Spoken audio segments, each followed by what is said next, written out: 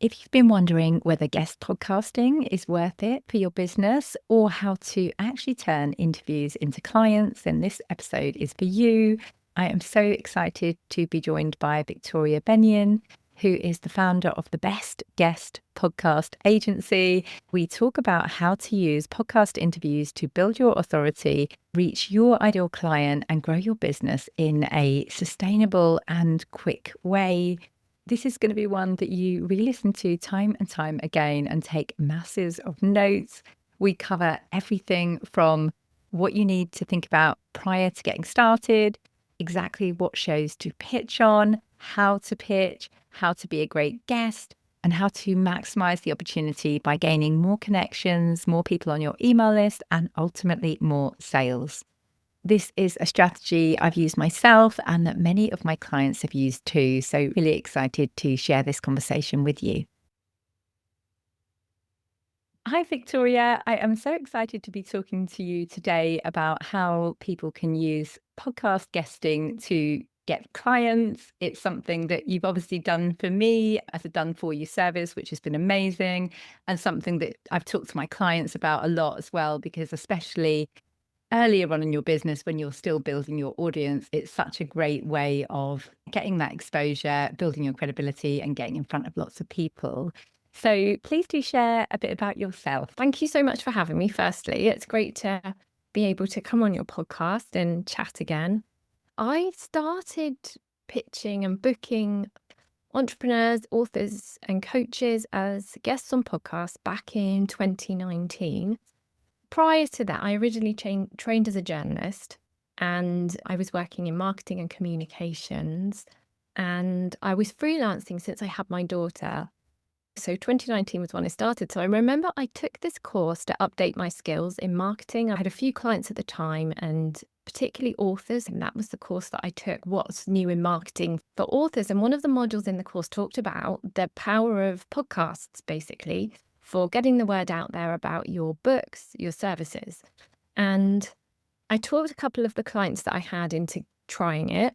And also I picked up a new client in the group, and he'd written a book and he really wanted to promote the book on podcast, but he said, I don't have time to research, pitch, book myself. Can anyone do it for me? So I put my hand up. I could give it a go. So I went in not really knowing what I was doing, I would say, not hugely. I got asked for, please send over his one sheet. And I remember thinking, what's a one sheet? So I was like madly Googling it. We did have a media kit, so we didn't have nothing, but it was very much a steep learning curve, I would say. So that was my background. That's where it all began. Yeah, I love that. And I think it's just the best way to learn. It's a bit like people say to me, oh, what did you do before? Like some sort of marketing. I'm like, no, nothing to do with this. Everything I've learned is through actually doing it and applying it to my own business. And I think that's such a powerful thing. Yeah, that's true. You learn through what hosts want. They tell you. So from that time, as well as the one sheet, it would be, no, these topics are really generic. We need specific things that they can talk about. And you learn to refine then what you offer and what you put together. And even down to making sure that our clients are prepared to be a guest on podcast. How can they make the most of the opportunity? That's a huge one too. Yeah, totally. And leading me into the next question, what do we need to do prior to even thinking about using this as a strategy? Mm. So the first thing that you want to do is audit your online presence, because when you pitch a podcast host, if they're considering having you as a guest, they're going to look you up on Google, or if you've provided a one sheet, they're going to click those links to your social media. So you want them to be sure that when they click through, firstly, it's really apparent that you are who you say you are. So nice, clear profile photo so that there's no confusion. Maybe you've had a prior business or something that isn't relevant anymore. It might add confusion if you've said you're a coach, but you've got an old business up there. They might think, is this the right Joanna? Well, I'm not sure. And you don't want to create any doubt in their mind because they don't know you, and it's that trust is really important at this stage. So I would go through, audit that first. And also, a lot of hosts are going to want to connect with you on social media. So are you happy with your social media accounts? I mean, you don't have to, but if they're going to share your episode, a LinkedIn, for example, just make sure that it's something that represents you. If there's any posts that you think not so much, you can always take them down ahead of time. So that would be my first tip. Yes, I love it. I'm wondering whether to jump straight to how do you know what podcast to pitch to? But I'm also feeling like there's that part in the way of people thinking, who am I to pitch on a podcast? So, shall we deal with that one next prior to the pitching, all of the thoughts and feelings that may come up for you? Yes, yes. It can feel really nerve-wracking.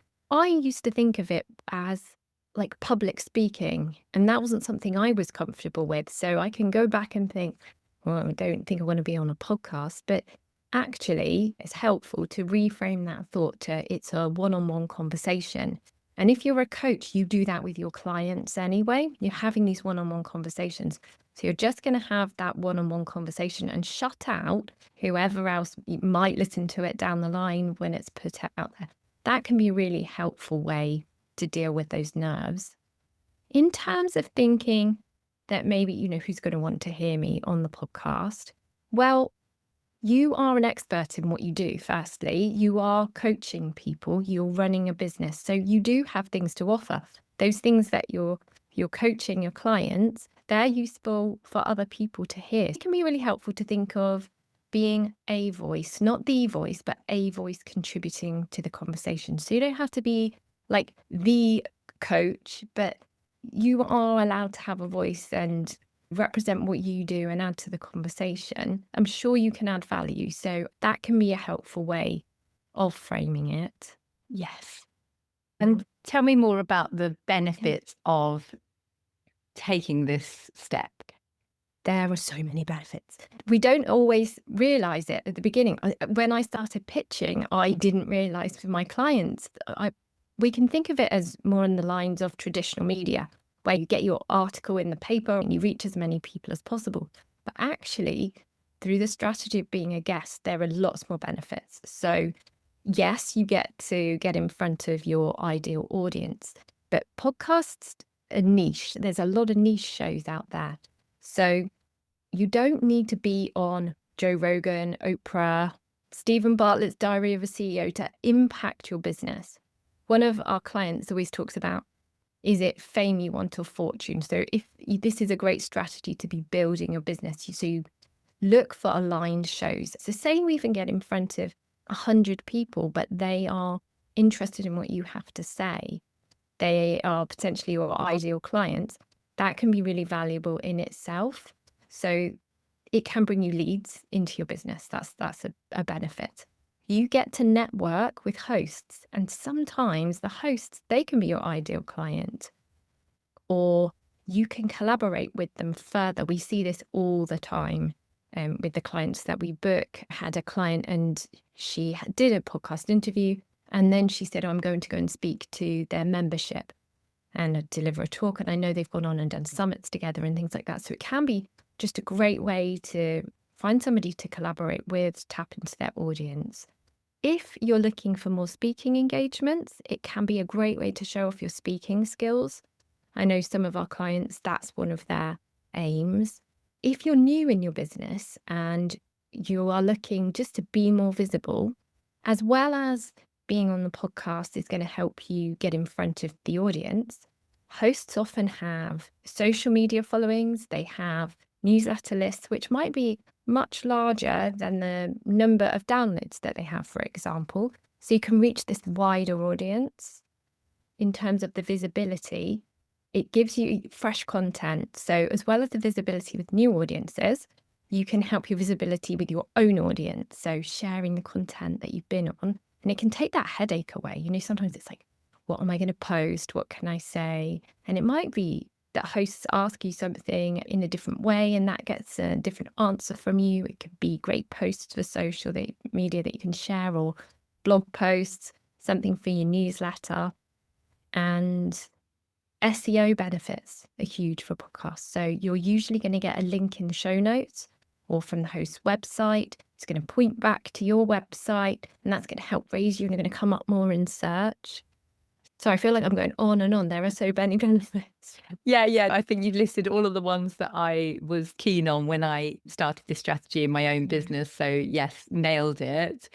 And if someone's thinking, okay, you've convinced me, I would like to Mhm. try and start thinking about this, where should they Yeah. start? So be clear on what your goals are. So, what do you want podcasts to help you achieve? So, we've talked about some of the benefits, but it's good for you to have that in mind before you start doing your research into which shows might be the right fit for you. Once you've thought through that, think through what it is that you could talk about. We do have some free tools, which I'll give you the link to a landing page that will help you with some questions that you can think through to come up with what topics and questions you could talk about on a podcast. Because you want those to align with what your goals are, where you're pointing people. But I would say do a little bit of that work first, and then you can start researching podcasts and come up with a really long list. So, say your goal is you think, I'm going to try and get on 10 podcasts this year. I would suggest you come up with a list of about 100. I know that seems a lot, but hosts are often booked up or you don't know what their priorities are, what they're focusing on, what topics. So, you have a nice long list at the beginning, then you can just work through that. In terms of where you find them, there's a lot of places to start. So you could start by thinking about your own network. Who do you know that might have a podcast? And if you're nervous and this is completely new to you, you've not done one before, you might want to not think through the strategy too much. But if you've got a friend who's got a podcast that might have you on, or there are lots of Facebook groups that advertise for guests, find a guest, be a guest, you can use that hashtag to have a look and see. But just get started, because once you've done a couple, you won't feel so nervous. And then you can really focus on the strategy of getting on the right shows. Once you know what you can talk about, so when you're looking, that can help you assess if a show is going to be the right fit for you. So you can look on Apple. It depends who you help. So, what are your clients listening to? So, that's a good place to start. What could they be listening to? Or who else is talking to the people that you want to talk about? It's not always on the nose, bang on. So, say I want to talk about being a podcast guest. I don't necessarily have to pitch the podcast that just talk about podcasting. It might be that the people that I want to connect with might be listening to marketing podcasts more generally. They might be thinking, well, I want to grow my business, but maybe they've not heard of being a guest on podcasts as a strategy. I've worked with coaches and they've identified in the past, my clients are quite high end.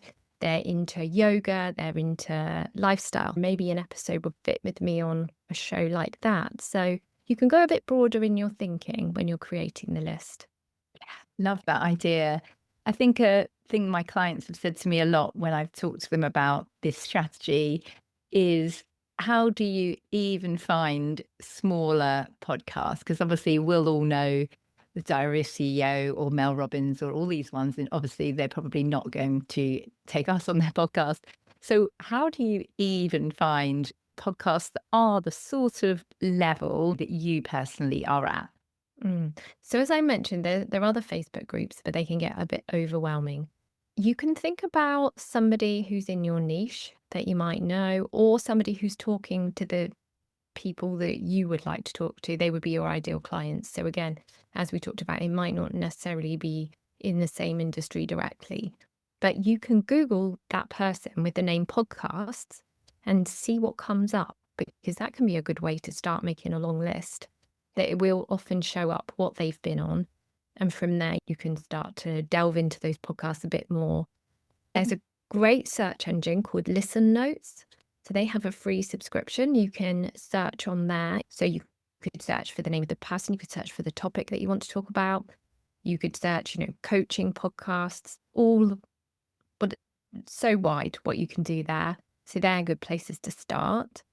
Google roundup lists as well. I'm just going to use coaching. It could be a different industry, but best coaching podcasts, the best dental podcasts, and see if you can get a roundup list of that.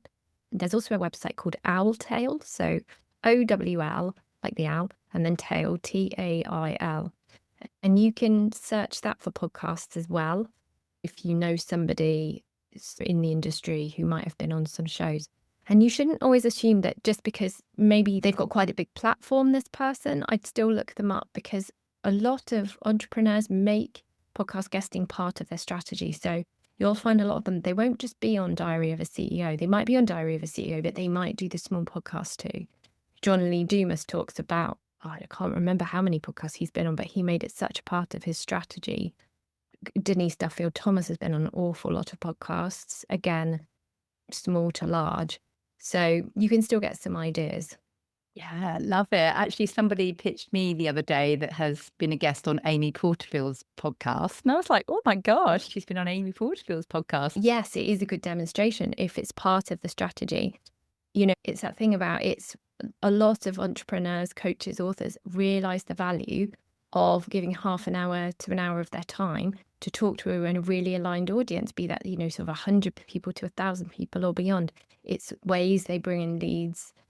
And because I think there's something we didn't talk about, is it's such an intimate medium where someone has you in their ears, or they're driving along and they're listening to you, and they get a sense of who you are. So it really helps with that connection, which I know a lot of our clients say can really help with the sales process. I had a coach who'd written a book, and she said, actually, somebody said pretty much that. She sent in an inquiry and said, I heard you on this, and I was just interested to work with you. I liked what you said about so and so. I had one coach who said she really liked cats, and the person wanted to be a client. She said, I knew you were my kind of person because you like cats and I like cats. And it's that, it gives you that opportunity to showcase different parts of yourself, doesn't it? And it's an asset. So once you've recorded that podcast, it's there, so it can be found months or years down the line after you've done it. Yeah. Oh, I love that. The different sides of you. Having my own podcast certainly has been a game changer in people really feeling like they get to know you. But actually, even when I was interviewed on podcasts, I was expecting less of that because you're so focused on giving value. It was really interesting as to how much I shared that was very different from the stuff I share on my own podcast, because it was prompted by questions that I hadn't obviously prepared or thought through. So like you say, actually, whether it's your own podcast or whether it's a podcast you're actually speaking on, people will start to see different sides of you. Yeah, definitely. It can just help them decide if you're the right person for them. I think it can shortcut that. Whereas if they're coming to you cold and they don't know you, I think when they know you, like they say they listen to your podcast or they've heard you on a podcast, and then sometimes that next step is that they think, I want to know more about Joanna. I'm going to sign up to her newsletter, or I'm going to listen to her podcast. And then they get those more touch points. And so when they actually do decide to get on a call with you, you don't have to do all that kind of work because you've already done it. Yeah, totally. Okay, so we now know why we want to use this strategy. We know how to get started in researching. How do we create a great pitch that might make it more likely they'll say yes? Okay, so hosts are inundated with pitches, but doesn't mean you shouldn't pitch. You definitely should. You just need to think it through. Particularly at the moment, we have a podcast that runs alongside the business, and I get a lot of AI pitches. I don't know if you do, Joanna. So I think it's also a good opportunity to stand out. So firstly, I would say listen to the podcast, be familiar with it. You're going to want to do that because you want to know if it's a show that you want to be on, if the host is someone you can picture having a conversation with. So listen to it. And then I think it's nice to let the host know if there's something that you connected with, and put that in your pitch. What did you like about what you listened to? And don't shortcut that, because it can be obvious if you just pinched it out the show notes. So do take the time to listen. If you don't connect with anything and you listen to a couple of episodes, it can be a good indicator that it's not the right show for you to be on. So that's also helpful. Say a little bit about yourself. It doesn't need to be lots, particularly if you're going to put together a one sheet to go out with your pitches. We do have a free template for that if anybody wants to put together their own one sheet and doesn't have one. But basically on a one sheet, you can put your biography, sort of 3 to 5 topics that you can talk about. You can also include questions if you choose, places that the host can, look you up on social media, connect with you. So you're already sending that, I'm going to assume, alongside your pitch. So your pitch doesn't have to include all that. So a little bit about yourself. And then what you can talk about, it could be when you look through the episodes that you think, oh, Joanna did an episode on this. I could talk sort of further on that conversation, or they missed that. I see a gap here that I could talk about and just outline it. Do that work for the host, make it easy for them to say yes. So as specific as you can as well with the topics. So rather than just 2 words, like I can talk about coaching, it needs to be a lot more specific about that in what way, and why are you different from Sally down the road? You want them to say, oh yeah, I definitely want this person who's pitched me rather than this person, because we could go in this angle. If you've done any speaking or if you've been on any podcasts, you can include that. Or another thing that we'll often do is we'll include a link to the one sheet, but also a link to a media kit. And in that media kit folder, we might pull in some examples of our clients speaking, because, that gives the host an idea of what you sound like, and if they feel it will be a good fit that way. So you can always mention that or include a link if you've got one, but it's okay if you haven't. If you're right at the beginning, it is okay if you haven't. And then you can say how you'll share the show. So all hosts are looking to grow their show. They're putting in a lot of work. So they want to know about the value really that you're going to add. And if you can amplify, if you're going to be able to share this episode, you're going to share it with your list. If you do have any sizable following on social media, you can include that. But again, if you don't, that's also okay. It shouldn't put you off, because not all hosts are looking for that. Like people, they vary. Yeah, totally. It's so rare for people to make a special effort and actually be specific. I'm absolutely gobsmacked at how few podcast pitches I've had from people that have ever listened to the show. Mostly they start with, I am a whatever, and I can add value to your show by XYZ. And unless that is particularly outstanding, then then they've lost me, because I'm like, this is just so generic. Why would I accept you? Unless, as I say, they've got an amazing title that I can straight away see would add value. Yeah, you need to put yourself in the host's shoes when they're receiving it, and think that yours is going to be one in, could be 50, I don't know, depending on the show that they're going to receive. So it actually isn't that hard to stand out from all the bad ones. It's crazy, isn't it? Exactly. If you just try a little bit, you can really, really stand out. Okay, so now we have pitched, and now perhaps we are ready to go on our podcast. How can we be a great podcast guest? Okay, so be prepared in terms of, as we've talked about, listening to the show. So be familiar with the show and the style. Know what's the platform that the host is going to use, and make sure that you know how to use the platform, because they vary a little bit. Ask if it's audio or video, because you don't want to assume it's audio, particularly now with so many podcasts being video as well. And then, you find you've got your clothes lying up behind you, or wet hair or something. So know those things that will make you look professional to start. Send the host anything that they ask for as quickly as you can. And also, if the host gives you a calendar link to book that quickly. Don't wait, because slots can go quickly and you can give the impression that you're maybe not interested. So all these things, if you do them in advance, you're already setting that good first impression before you even turn up. Then preparing to actually be a good guest on the show. So we've talked about thinking about the topics that you can talk about. So that's good. Have those in your mind. Some hosts will give you advanced questions, but most won't. So don't go thinking that you're going to get a script that you can prepare for. Approach it as it's going to be a conversation. And it can be handy to have some facts and figures to share if that makes sense for what you talk about. But essentially, I would say stories are a great way to connect with people. People remember stories. So if you go through your topics, you might want to think through, okay, what are 3 bullets maybe that I want to say about this? And can I illustrate them with a story? Or can I illustrate them with a fact? But I like the story. And go with the intention of adding value. So making this useful to whoever's listening. So not more like, you must come and work with me and then I'll tell you, or, you need to buy my book because it's all in there. But so try to make it a really valuable episode for whoever's listening, because then they'll want to connect with you. So that's another way to be a great guest. And hosts will appreciate that too. If you can mention an episode that you've listened to before, sometimes a host likes that, and create connections. So use the host's name, like, yeah, thank you for having me, Joanna. And, know the show that you're on. You can always mention that as you go along, and share the show when it goes live. That's a way to be a great guest too, because the host will appreciate that.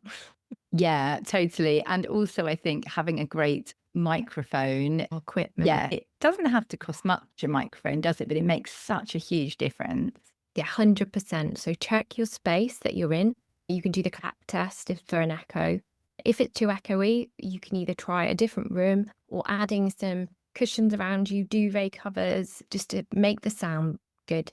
As Joanna said, get yourself an external microphone. It really is an important investment if you're going to be a guest, because you don't want to invest the time in this strategy and find that your audio sounds so bad that the host can't use it. And early on, I did come across that with clients. The audio was too bad and that it couldn't be used.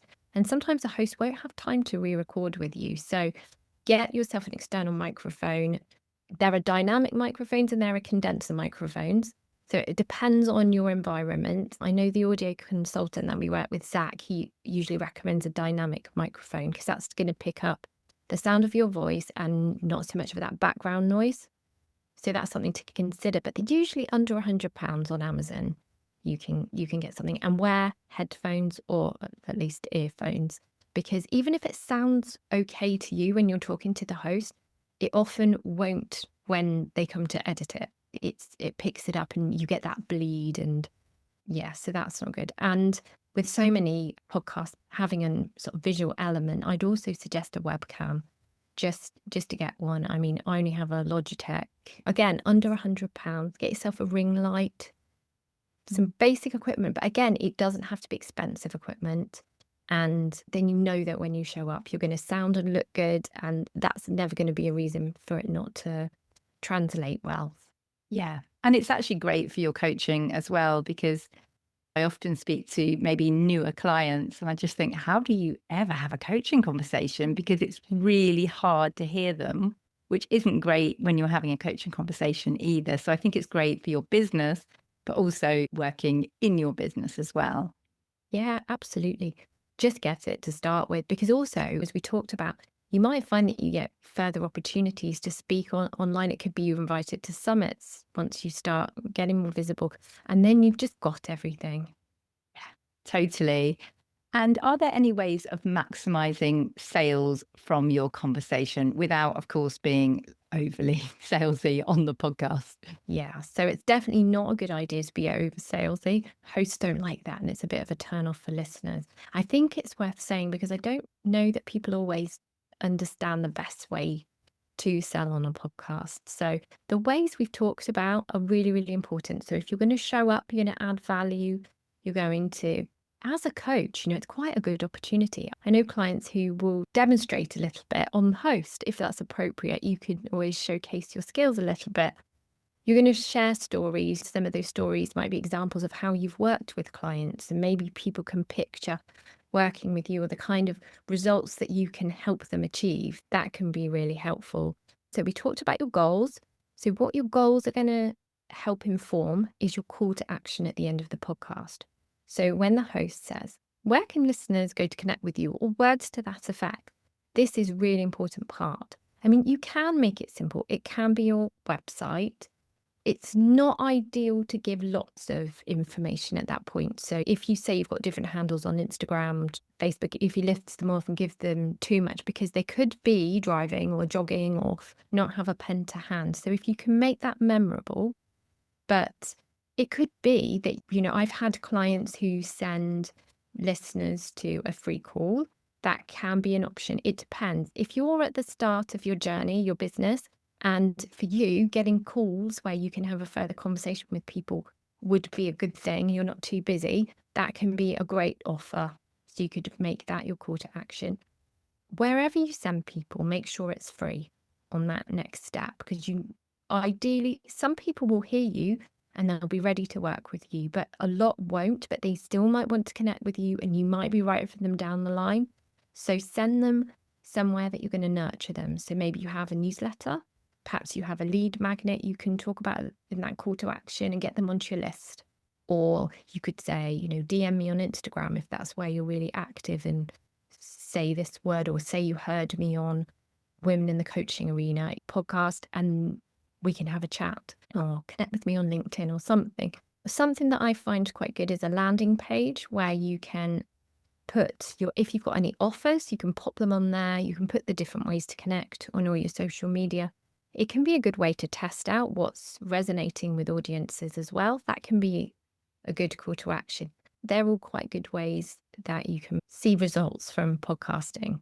Yeah. Love it. Gosh, thank you so much, Victoria. This is unbelievable. So shall we think now about common mistakes people might make? We've probably covered loads, but is there anything else we've missed? Yeah. So when you're pitching podcasts and then say you're getting the yeses come in, hosts might be in different time zones. So you need to think that through, how that's going to fit with your lifestyle. You might want to think about that before you do the pitching. But for example, I've been aware of people who they get the yes and then they say, but I only want to do half an hour. I don't have an hour to spend or to be on that interview. Or I'm not actually free for 4 months, so I'll let you know. So that's going to be the fastest way to lose the booking. So you want to be as polite and as amiable as you can with your schedule once you start pitching them, because just be aware that it's very much on the host and you don't want to upset them at the outset. Being late to your podcast, that's not a good look. So on time means early. We've talked about the equipment. Don't show up and sell there. That's a massive, massive mistake. So particularly I've seen with authors, we've probably all heard the interviews where it's like, buy my book, buy my book, buy my book. And then I've certainly seen a host, say, I can't put this out to my audience. So you've got to weave those things in. Be a good communicator, really. So anything the host asks for, make sure you provide. And I think they're the main ones. Yeah, totally. I can't think of any others either. And so you mentioned you have resources to help people to do this. Tell me more about where they can find you and your resources. Sure. We have a free podcast guesting starter kit that we've put together. So if this is a strategy that you're thinking about, this has got tips of the things that we've gone through, really. Where do you find podcasts? What are you looking for? I mean, something we haven't touched on too much is how do you assess if it's the right fit? So there's some tips in there. There's a one-sheet template in Canva. So if you're going to put your own together, you can access that. And some other helpful tips, being a great guest and things like that. But I've put that and ways we can connect onto a landing page, which is you can find out www.thebestpodcastguest.co.uk/coaching-arena. And then it's all on there. There's also a limited number of guesting strategy sessions on there. So if this is something that you're interested in doing and you'd like a chat further, you can connect with me there as well. Love it. Thanks, Victoria. Yes, I obviously used your services and your one sheet and all of that, and it was brilliant. And I remembered earlier now you were talking about being available on their time zones. So I think nearly all of mine were US time zones, but I just made available all my evenings. So I remember saying to you, my gosh, I'll be glad when this stint is over, because I made it my project for Q1. So I was doing lots of evenings while the kids were in the other room. And that's what you have to do when you want to use this strategy. Yeah, and it's worth bearing in mind that a lot of shows are in America. So you just have to bear that in mind if you're doing it. And we once had a client in Australia, and I know she was up at all funny times trying to do her interview, very early mornings often. Yeah, totally. So if you are talking to the person who is wanting to use this strategy, what is the first step they should take? So do what we said. First step, audit that online presence, and just get started. Just get started with the steps. If you work your way through that, that's got lots of the preparation that you need to do, thinking through the topics that you can talk about, putting together your one sheet, your bios, get all that information set first before you then start pitching. Yes, love it. And if people like me have been wanting to do this for ages and they've got all your starter kit and all of the things and they're just not prioritizing doing it, tell us more about how you work with people to make this happen. Okay. So our main way of working with people at the moment is our Done For You service, which we work with you on, Joanna. So if it's something that's been on your list and you just can't find time because you're running your coaching business and you just want the bookings put into your calendar, then yeah, that's how we help. We work on guaranteed bookings. So our general packages are we guarantee 6 bookings or 12 bookings, and it's quite a supportive package. So if you are new to this, then it includes a session with a speech coach. It includes an audio consultation where you've got the support to get the equipment you need and to check if your space is right for recording. We can help you with topics, questions, putting together your biography, all the assets that you need. We'll help collate at the beginning, and then we go out and we research that list of shows for your approval. And then we get pitching and booking them into your calendar and following up with hosts and making sure, again, they have everything they need, the air dates, you get the files if you need them to repurpose. So it's a very complete service for anyone who just wants it done. Yeah, totally. I loved the fact that I didn't personally have to have the rejection. I know that sounds crazy, but I couldn't bear sending those emails thinking, what if they don't reply? Like all of the fear comes up personally for me when I pitch something. And so I loved the way that we just got this list and I was like, okay, yeah, go for it. And I still felt all of the fear, but I didn't have to have 100 rejections, which I probably would have personally felt if I'd have hit go on 100 emails. So for me, that was why eventually I thought, you know what, I can't keep having this on the list. I've obviously got some emotional fear of rejection in the way. I just want it done. So whilst we can have all of the practical tips in the world and obviously your starter kit and all of the things, sometimes it's actually that emotional thing and you just need to hand over the things that you don't personally like doing and you procrastinate over. Yeah, 100%. And you're not the only one who comes to us for that reason. And I think it's really normal. It's nobody wants rejection. But you were really, really easy to pitch. You did go down really, really well with the host, just to reassure you. Thank you. Thank you. I did. Yeah, I loved being on the shows and I think I've got even more coming and I got well more than the 6 that we hoped for. So yes, totally. It went really, really well. So again, it is all just in our heads. But in case that's you feeling that, just know that that's completely normal. Yeah, absolutely. And that's it. We work on a minimum, so 6. But if we get more come back from pitches that we sent out, we always pass those on. Yes, you did. Thank you so much, Victoria. My gosh, I think people will be listening to this episode again and again, writing notes every step of the way. So thank you for your generosity in sharing. And I can't wait to share this with my audience. No, thank you so much for having me on the podcast, Joanna. It's been great talking to you. Thank you so much for listening to this episode of Women in the Coaching Arena. I have a mass of free resources on my website, joannalotcoaching.com. That's Joanna with an A and Lot with 2 T's, joannalotcoaching.com. And I'll also put links in the show notes below. Let me know if you found this episode useful, share it with a friend and leave me a review and I will personally thank you for that. Remember to trust yourself, believe in yourself and be the wise gardener who keeps on watering the seed. Get into the arena, dare greatly and try.